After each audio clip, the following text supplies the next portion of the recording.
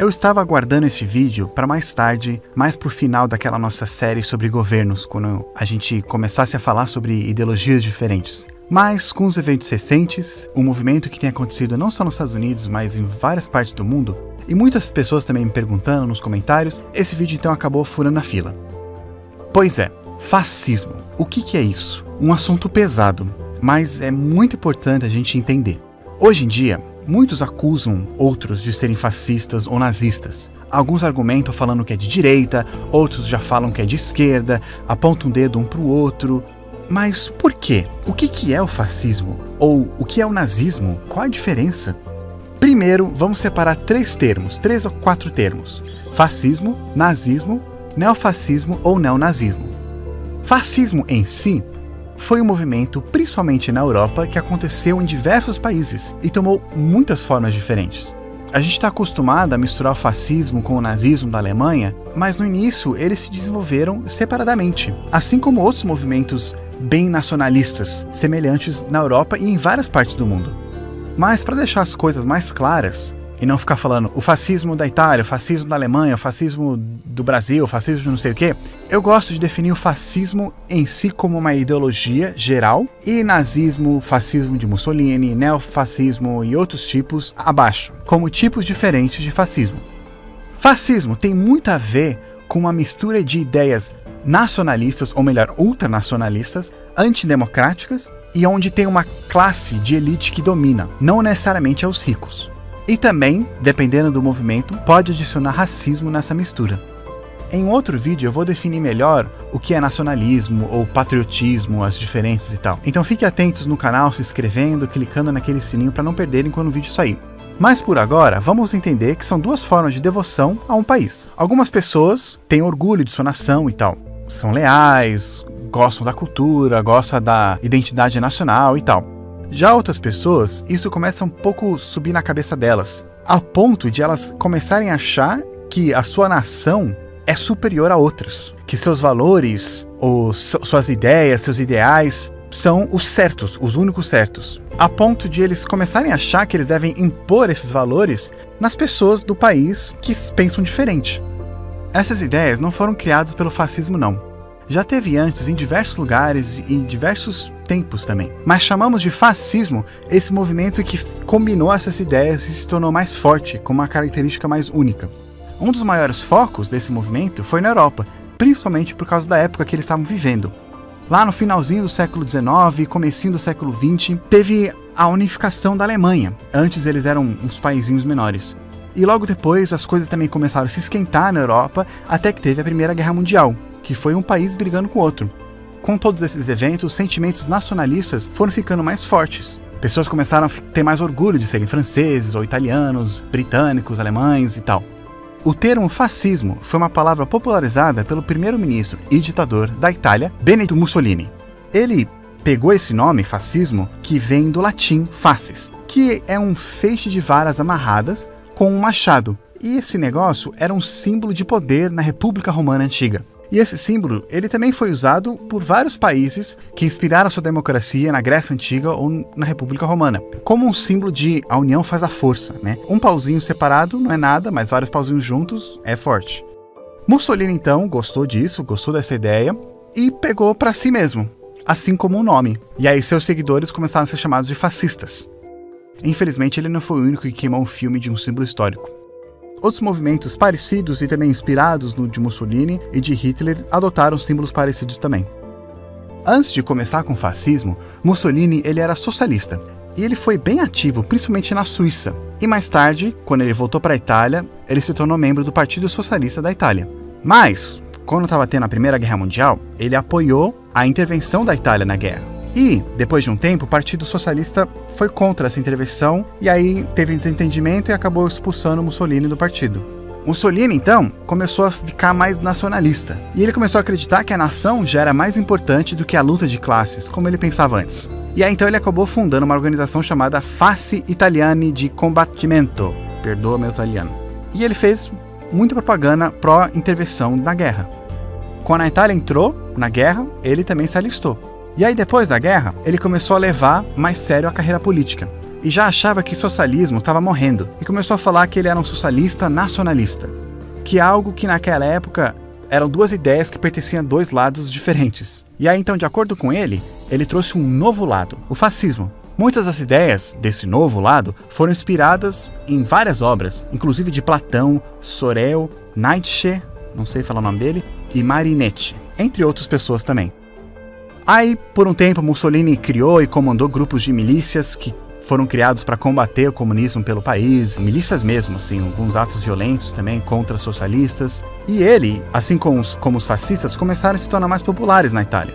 Eles formaram então o Partido Nacional Fascista e Mussolini foi eleito deputado. Então depois teve uma marcha para Roma, que foi um movimento para eles irem contra o governo e tentar fazer um golpe de Estado, e eles conseguiram. Mussolini foi nomeado primeiro-ministro da Itália. Na época, o rei da Itália, que tinha um rei naquela época, ele achou melhor mesmo apontar Mussolini do que arriscar uma revolução socialista, como estava acontecendo, tinha acontecido na Rússia recentemente. Sempre quando o pessoal acha que um lado extremo vai vir no poder, a única solução é outro lado extremo também, talvez tão violento quanto. Aí, o governo fascista da Itália começa, o primeiro da Europa, e os dias sombrios só estavam começando. Como tem várias versões de fascismo, vamos ver as ideias principais dessa ideologia, né? Eu tirei essas definições do livro de Ciências Políticas, que eu uso muitas vezes aqui no canal. Como eu mencionei, o fascismo ele foi meio uma alternativa diferente de esquerda ou direita, e misturou a ideia dos dois. Por isso que hoje muitas pessoas da esquerda e da direita brigam, ficam falando que o outro é. Então eles misturaram ideias que muitas pessoas da esquerda gostam, como coletivismo, um partido único, e outras ideias que algumas pessoas também da direita gostam, como nacionalismo, elitismo e tal. Algumas pessoas, não todas, tá? Tem pessoas que são de direita ou de esquerda que não concordam com coletivismo, ou com partido único, ou com nacionalismo forte, ou com elitismo. Mas nessa época tinha bastante pessoas que pensavam e concordavam com isso. No fim das contas, fascismo ele era anticomunismo e antiliberalismo.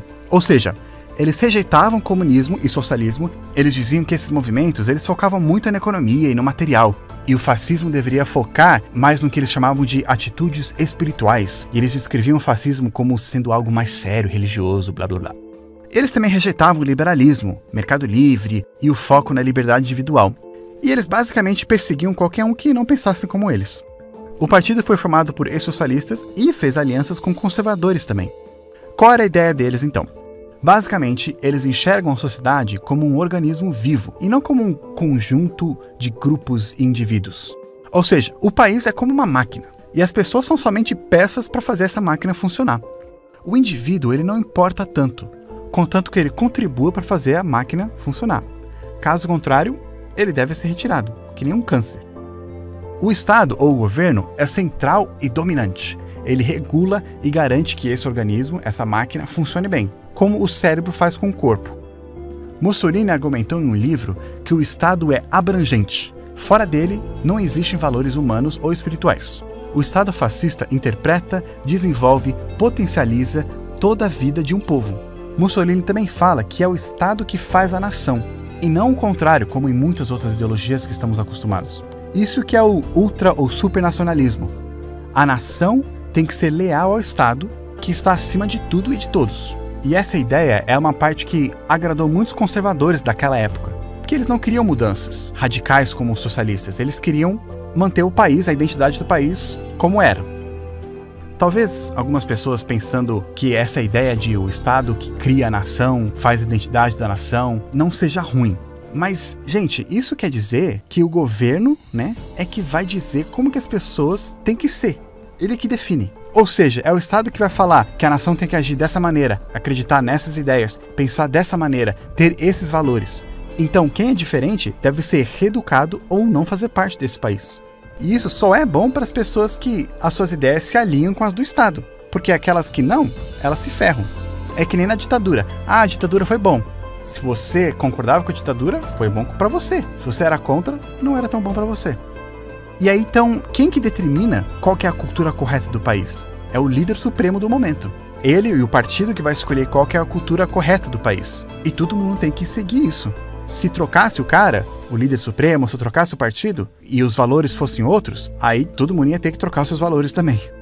Então, por causa dessa valorização da máquina sobre o indivíduo, o fascismo ele também é uma ideia coletivista. Ou seja, Ao invés de valorizar o indivíduo, né, cada pessoa, eles valorizam o coletivo, né, as pessoas juntas, o grupo. O indivíduo somente é um pedaço do coletivo. E o Estado deve proteger o coletivo, fazer tudo para garantir que o coletivo seja bem. Mesmo que, para fazer isso, algumas pessoas têm que pagar o preço. E essa ideia de coletivismo que agradou muitos da esquerda daquela época também. O próprio Mussolini disse que o indivíduo só existe contanto que os seus interesses se condizem com aqueles do Estado. E para garantir que o Estado esteja funcionando e tudo esteja em ordem, então o governo, o Estado, ele domina tudo. Domina o indivíduo e domina a sociedade. Ele tem que ser totalitário. Quem governa esse Estado é considerado como líder supremo, como eu já mencionei. E ele é o cabeça e o espírito da nação. Ele governa em nome de todo esse corpo, em nome da sociedade, para que ela possa funcionar bem. O Partido Fascista, então, é o único partido capaz de conseguir garantir essa união do país. E ele é o único, então, permitido. Não tem espaço para democracia, debates entre a população, porque os ideais do partido e do líder supremo devem ser os ideais de todos.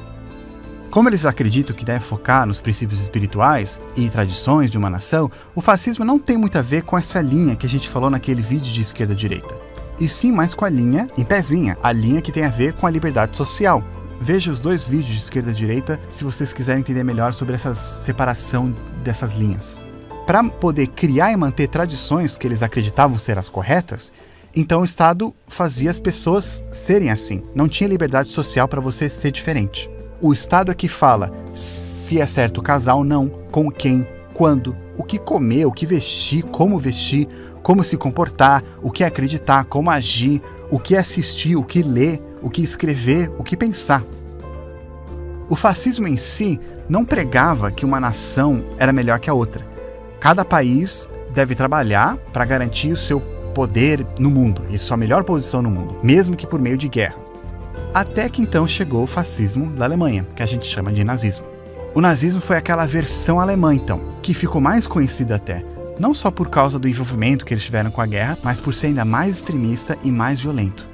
Como eu falei, eles misturaram essas ideias, ultranacionalismo, Estado soberano a tudo, totalitarismo, uma elite pequena que manda, com o racismo. Sim, Mussolini, ele também era super racista. Ele achava que eslavos e negros eram raças inferiores. Mas foi o nazismo que tornou isso mais parte de sua doutrina, da doutrina do partido, e que mais tomou ação com isso também.